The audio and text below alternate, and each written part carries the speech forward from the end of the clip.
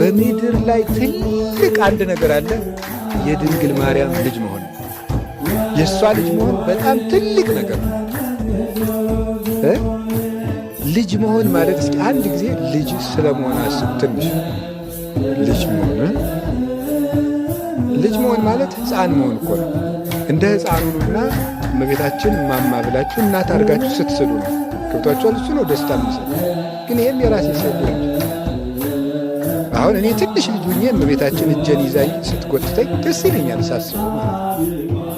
እንደዛ በሆን እናት የሆነ ጎረቤት ስትል ልጇን እንደዚህ ድንኩል እያደረገችው ይዛው ስትሄድ ታውቃለህ። እንደዚያ ቢሆን ደስ ይለኛል። ደግሞ ይሆንልናል እኮ ካምን ነው። እመቤታችን የደስታ እናታችን በቅን ሕሊና ሆናችሁ ስሙ። እውነቴ ነው። የእግዚአብሔር ቃል ለሚቀበሉት ሁሉ ፈውስ ነው፣ ለሚያምኑበትም ብርሃን ነው። የሚገባው ግን በተከፈተ ልብ ነው። ገብቶም ሥራ ይሠራል፣ ፈቃደኝነታችንም ይፈልጋል። ስለዚህ እመቤታችን ለሁላችን እናታችን ነው።